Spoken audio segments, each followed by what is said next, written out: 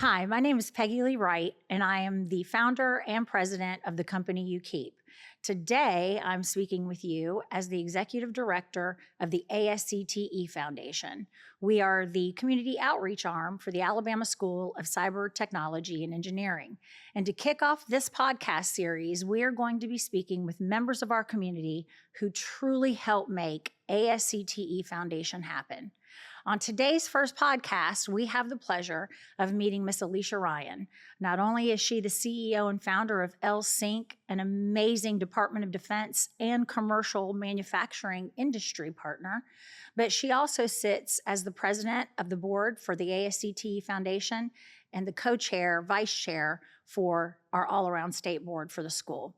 So I can't wait for you to be able to talk to our partners, to hear what they have to say, and why you need to become a partner of ASCTE Foundation. So welcome to the podcast. Super excited to have this conversation today. My name is Clark Dunn. I'm the founder and CEO of Beyond Rockets. Hello, Clark. My name is Alicia Ryan. I'm the founder and CEO of ASCTE Corporation, but I'm also the president of the ASCTE Foundation, the Alabama School for Cyber Technology and Engineering, as well as sitting on that board for the school as the vice chair. And the school itself has been kind of in conversation for over 10 years. Talk a little bit about your initial involvement with bringing this school here and kind of the importance you saw for the community at large. So I like to believe that for us personally, one of my mantras for life is taking an idea to reality. And if you look at ASCTE, it's pretty much everything we do. How do we take an idea of something that needs to make a difference and bring it to reality? And I think when it comes to talking about this school, it was beyond anybody's idea. It was a combination of a lot of people's idea, and it kind of built upon itself. So we found that there was a huge need in the market for cyber. How do we protect things? How do we protect our banks? How do we protect our assets? How do we protect, our businesses and just all the way around? But Huntsville itself is known in this nation for being a place that we design and build very large things for the federal government. So you can imagine we're concerned a little bit about making sure that we keep them protected. What we watched was that as we tried to figure out how to become better engineers and better analysts and how to put together these beautiful things for our federal government, we didn't know how to protect them correctly. And the workforce was in dire need of a lot more cyber technology experts. So we kind of went and said, we got behind our Mayor Battle. He's a phenomenal mayor for Huntsville, Alabama. And he came up with this idea of what we now call Cyber Huntsville. So Cyber Huntsville was an initiative of hundreds of companies coming together and saying, I know we're not really supposed to share about the things that we do privately, but you know what, let's take a risk and figure out how we're going to join together to create Cyber Huntsville. And the mission of Cyber Huntsville was to teach and to create a better workforce for the future. So we started off by figuring out how to teach.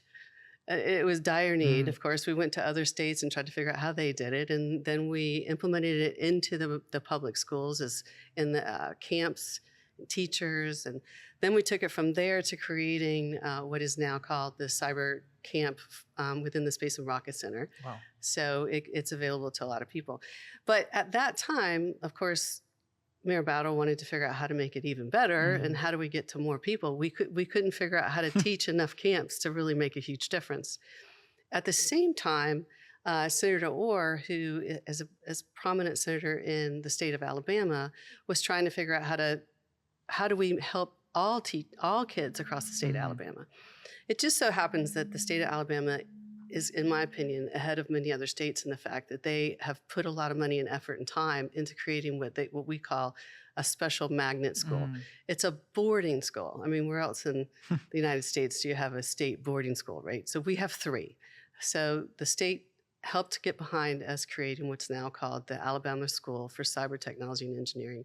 And it houses students from across the state of Alabama and helps them learn about cyber and engineering.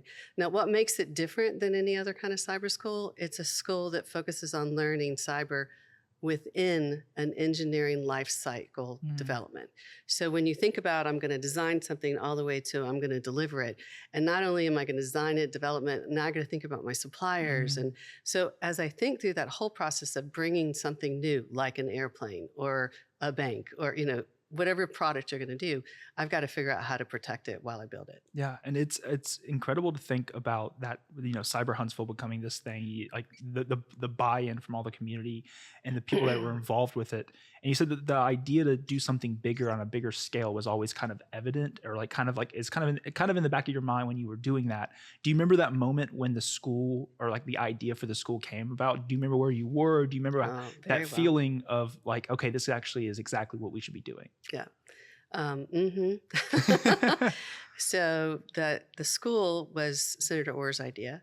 And at that time, I was on the chamber board, and the chamber for Huntsville, Alabama Madison, Alabama is just incredible. I mean, very involved.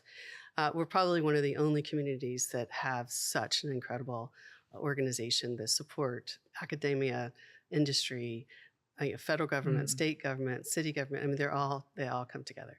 And at that time, I was chairing the federal and state agendas, where we, as a community, determine, what is it that we want to ask our state representatives and our federal representatives to help us with as we grow in our community. And of course, mine's always around children and something like that. And so I was sitting in Montgomery, asking and interviewing him, and he said, "I really want you to consider starting a school." And I said, "Yeah, you're crazy." Yeah, because everyone goes out and starts a school. And so I said no. And he waited a year and had the same room, same interview, and asked him again. And he said, "Would you consider helping start a school?" And what year was this? Oh my gosh, it was at least 6 years ago. Wow. And so like at that second time he comes around and asks you, you decided that, okay, I think I can do this. Yeah, you have to understand Senator Orr. You can't really say no to him. But it was also the idea of making a difference.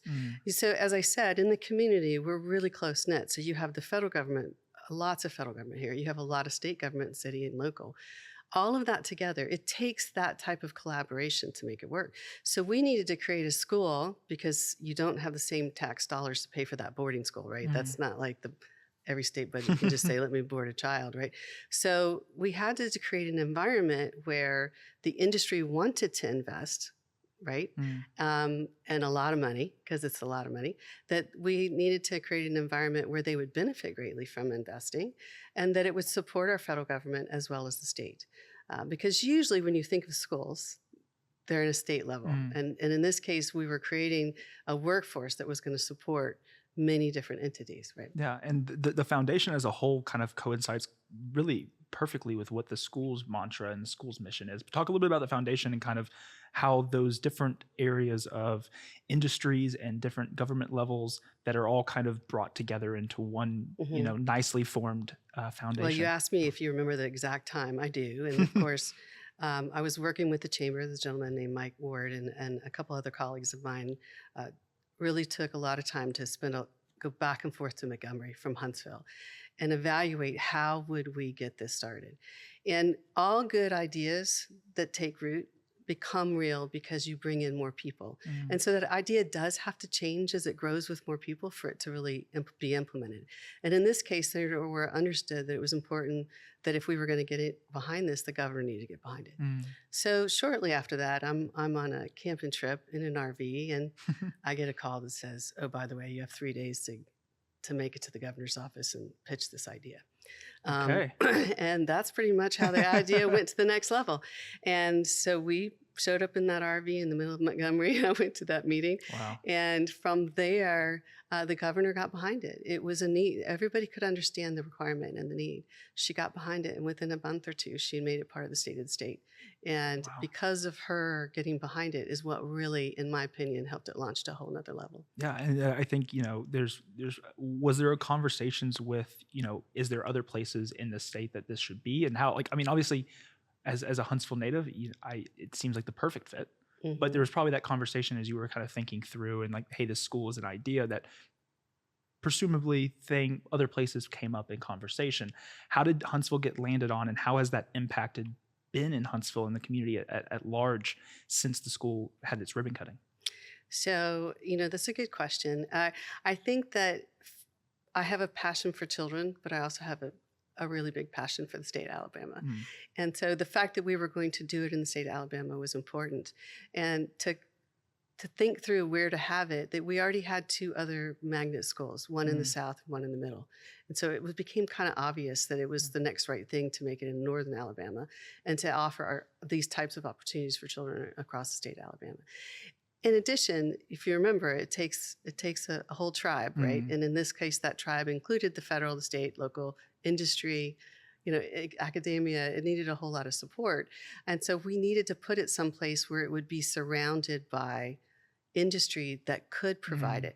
So that the curriculum is such that by your 12th year, it's an entire year of internship. Wow. It's not an easy curriculum. I mean, you're learning a lot in those first 3 years. And then that last year, you are moving into industry. And you're either doing it through the federal government because we have partnerships with the federal government, or you're doing it with companies that support the federal and commercial environment. And in my case, LSYNC has 6 this year. We had 6 last year. So you can imagine those students are actually moving into industry in their 12th year. Yeah. And so as someone that is in industry and has a company here in town, how has the school directly impacted LSYNC's business as a whole? And kind of what do you see that future looking like as the school continues to grow and as LSYNC continues to grow? I think that I probably have grown more from those kids. I might get emotional at this point, but I have probably grown more from those kids than they've grown from us. Part of it too was recognizing that we were taking children, young adults, and giving them a whole new environment. But we in the industry needed to learn how to embrace them better, right? It's not always easy to take in cyber. I mean, people good in cyber and engineering can sometimes be, a little different. Yeah. And we're finding that with this whole new millennium, and I don't even think it's called a millennium now, but with this whole new generation, we need to work with them differently. If we really want to succeed, we got to learn from them as much as they learn from us. So it has completely changed my company. I mean, it's everything now is what the question is always, well, can we give that to the interns too? And I thought, yeah, heck yeah, we can give it to them. That's awesome. They probably figured out how to do it better than we could. Come on, let's bring them in. And as my own company's culture has changed and said, okay, I'm going to embrace that. I'm going to embrace that. This is our second year with interns. And now we're getting better and better. How do we bring them in? We don't have to create this phenomenal internship for them. We just need to include them and we need to learn from them. Yeah. And I think that being able to meet them where they are helps you meet the workforce that's coming out of college that is going to be working with you. Right. And you're able to kind of reach them almost ahead of schedule a little bit. And you're kind of able to then make sure that your company as a whole, the culture that's it's there, is able to support the needs that you're going to have in the future workforce you're going to have. But let's talk about that a little bit. We knew starting the school that not all children would be going to college. I mean, the United States as a whole, workforce is changing. We used to think everybody had to go to college. Now life is changing. What we need in the industry can be just as well taught in some cases, not all. Yeah. I mean, trust me, I'm a big proponent of college, but in some cases, if you want to learn about cyber and you get all those certifications, that might not be the next right thing for you. Maybe a community college is. Maybe going directly into work and using your tools immediately works. I would say most of them are going to college, but we knew that creating this, that we had to embrace all of that. Yeah, and so we're actually going to have the opportunity to talk with some of the interns that have worked with you. What sort of either advice, or if someone's listening and they're kind of, they're a company in town and they're wanting to figure out ways in which they can partner with the school, be a part of the foundation and kind of the impact y'all are trying to have, what would be your words of advice to them? So first of all, being the head of the foundation, I'm very proudly to tell you that, yes, we have a great deal of support in Huntsville, without a doubt. The companies in Huntsville, second to none.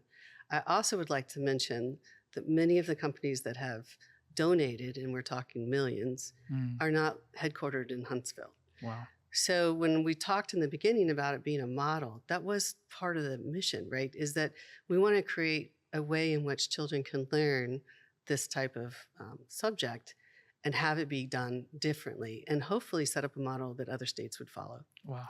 So we get a lot of, we market to get people to support the foundation across the United States.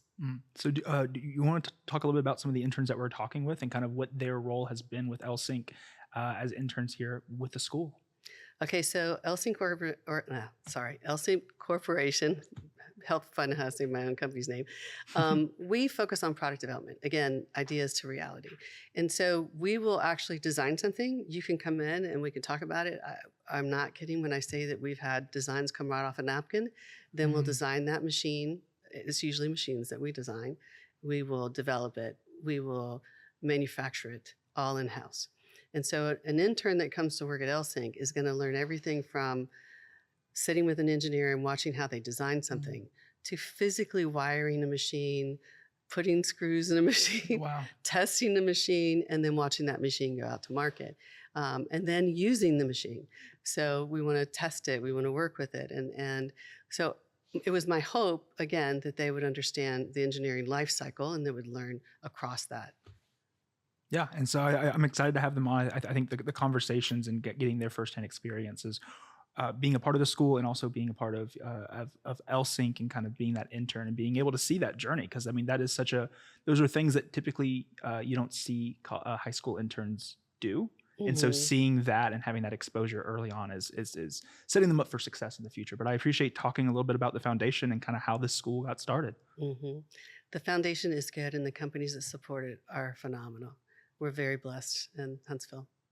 So I'm actually super excited to actually have an intern that has been with Alicia at LSync here from the cyber school. Would you like to introduce yourself? Yes, hello. My name is Mason Truesdale. I've been with Miss Alicia for 2 summer internships, along with now my senior internship at LSync. So I feel like I know the company a lot. It's amazing working there. Truly. Yeah. And so as an intern with LSync, what has sort of been your role and kind of your process within what they are already doing, and how have you been able to kind of work with them? I mean, I've truly seen like a lot of the sides of the company. So when I first started out, my first summer, I was majority kind of mechanical engineering tech, kind of helping out the engineers, doing all sorts of stuff like that, and really getting to see more the engineering side of the company. And my second summer there, I actually was more into like the system wiring of all the machines, along with being up front with all the marketing and the shipping and receiving. Wow. And so like, how do you, as you've kind of been able to see a little bit of every element of the process, how do you think that's kind of overall given you a better idea of what they do and also kind of prepared you for future things? I mean, it's truly wonderful to see how everything really flows at that company. I mean, like as an intern like me, I mean, you don't really think about how everything flows, but I mean, just being able to see everything connect. And I mean, at LSync, it's truly wonderful because it's like a family. I mean, if you need somebody, you truly just walk up, knock on their door, have a conversation. And so it really helps me understand like what I'll be going into. So when I go into the field, I mean, what I can look forward to, stuff like that. How was that transition as like when you first became an intern and you began working with them? What was that transition kind of tough to like get thrown into that, or did you seem like that was a smooth transition based on the coursework that you had prior to kind of prepared you? ASCTE really prepared me very well for this internship. I mean, through all of our engineering courses, it wasn't much different from what we had learned in any of those. I mean, when I first got thrown in, it was, I believe I was working assembly. And I just wanted to bring up, it's actually really interesting how I got the internship. One of our deans was walking around talking about like, oh, we need someone to intern. So she asked one person who was one of my friends, and he said, oh, I don't know, I'm a little busy. And I happened to be sitting right next to them, and I was like, I'm not really doing much this summer. I really want to be able to see like the corporate side of everything, as ASCTE has prepared me. Yeah, and like so, in that little moment where you're like, I actually have the time, is now panned out to be pretty successful, and the amount of exposure you've gotten to prepare you for the next step is evident. Yeah, the amount of exposure is just truly amazing. I mean, I know a lot of high schoolers, they get like a small opportunity to really go out like in the field, but it's not as much as we do here, like truly with the senior internship. I mean, that first experience for them is usually like in college with a college internship. But here, I mean, we get that really soon, and I think that's just wonderful. Yeah, well, I'm excited to actually have another intern come on and talk a little bit about her experience. But thank you so much for being here. Of course. Thank you for having me. So I'm super excited. We just talked with one intern, Mason, that was with LSync, but I'm excited to sit down with another intern and get a little bit about your experiences. Would you like to introduce yourself? Hi, I'm Raina Hicks, and I'm interning at LSync, but I'm originally from Echo, Alabama, so I have a little bit of a different experience here at ASCTE. Yeah, talk a little bit about that experience. Talk a little bit about coming here to the school, and then kind of that opportunity that came upon you to become an intern at LSync. Yeah. So we weren't really looking for me to change schools. I came up here the summer before for actually a Hudson Alpha summer camp, and that was really cool, a great opportunity. I have a friend up here that we stayed with, and we were just kind of looking around, and my friends were talking about this new school that had been built here in Huntsville where I was for the summer, and we really didn't expect to be here. I applied really late into the process. It was somewhere, I think mid-July. Wow. And I turned in the application on a Thursday, got a call on a Saturday from Mr. Aaron Brazelton, who used to be the admissions director. And that next Monday, we were up here to tour the school, which we were on Oakwood campus at the time. And then 2 weeks later, I came up to school here, and it was a really different experience because I'm from such a small town, to see the diversity and the growth that can happen over the course of a couple years, from a smaller rural city to a huge thriving city. Yeah, and as the transition with the school now being over here on Wind Drive, and you kind of getting into your senior year with your internships, talk a little bit about that opportunity and when it first came about to be at LSync. We have been conditioned since freshman year to know that there are opportunities everywhere. We start with a field experience class, and people will come in and talk to us about their companies and what they do and what opportunities they have there. Then as a sophomore, you'll go out to the companies and you'll see in-house what they are doing. And then as a junior, you have a mentor from a company. And so you really have amazing opportunities to thrive in a corporate setting as long as you will take them. And so those 3 classes just led up to having the ability to go out into a company and learn what they're doing and be a part of their mission and what they are responsible for. And that was really amazing. Yeah, and so as you've been an intern with LSync for a little bit, talk a little bit about your what you've been a part of and what you've been able to kind of get your hands in and see the process that Alicia and her team does at LSync. So I've seen multiple sides of the company just being there since September. I started out working on the manufacturing floor. We put together pieces for machines. I wired a bit of a machine, which was really fun. And then later on, we switched over to a different project. We are trying to create an in-house print shop, and our team had the responsibility of learning how to limit the waste in a manufacturing floor. And so we got to design completely how the room would be set up and what we would have in it and what we wouldn't have in it and how the process would flow through there. And that was really cool. And then at Christmas time, we were able to actually use one of the machines that we're building to create media that went out to our partners in business. Wow. And so thinking about that journey from being in a small town in Alabama to now being here and the experiences that you've had in your short amount of time being here at the school, how do you think that's boded well for you in the future as you kind of, begin to wrap up your senior year and you continue on into either into continued education or wherever it might be? Yeah, so a lot of people here at school they come here thinking they want to do cyber, or they want to do engineering, or they want to do a mix of both, and they find out that they love it. But then other people like me, I came here wanting to do some sort of computer design, website development, something or another, but figured out that's not what I want to do. And so being here really helped me figure out my path forward.